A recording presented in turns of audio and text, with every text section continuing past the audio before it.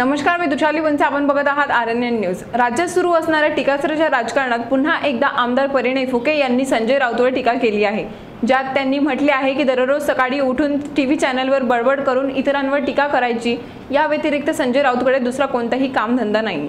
बघा, संजय राऊतांकडे दुसरं काहीच कामधंदा राहिला नाहीये. रोज सकाळी चॅनल पुढे जायचं आणि काहीतरी बडबड करायची आणि दिवसभर त्यावरती टीव्ही मध्ये दिसायचं. याच्याशिवाय त्यांना काही कामधंदा राहिला नाही. आणि संजय राऊतांचं ज्या प्रकारे आता सगळं चालू आहे, महाराष्ट्रामध्ये महायुती सरकारच्या माध्यमातून अनेक विकास कामं झालेल्या, अनेक इन्फ्रास्ट्रक्चरचे असतील, रस्त्याचे असतील किंवा अनेक कोस्टल रोड सारखे असतील, अटल सेतू सारखे असतील, असे मोठे मोठे विकास कामं झाले. त्यासोबतच वैयक्तिक लाभाचे लाडली बहीण योजना असणार किंवा लाडका भाऊ योजना असणार किंवा शेतकऱ्यांचं वीज माफीचं असणार, एक मोठे जे निर्णय सरकारने, लोक उपयोगी निर्णय सरकारने घेतलेले आहे, त्या सगळ्या निर्णयांच्या विरोधात किंवा त्या सगळ्या याच्या विकास कामाच्या बाबतीत लोकांनी विचार करू नये आणि याच प्रकारचं लोकांचं मन डायव्हर्ट करण्याचं काम हे विरोधी पक्षाचे नेते करतात आहे. काही दिवसाआधी अनिल देशमुख बोलले, त्यानंतर उद्धव ठाकरे बोलले, त्यानंतर संजय राऊत बोलले.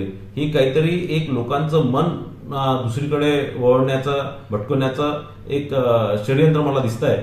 निश्चितच महाराष्ट्राची जनता फार सुज्ञ आहे आणि त्या लोकांना माहित आहे की त्यांचा विकास कोणी केला, त्यांच्यासाठी योजना कोणी आणल्या आणि ह्या प्रकारच्या संजय राऊतच्या स्टेटमेंटला काही अर्थ राहिलेला नाही.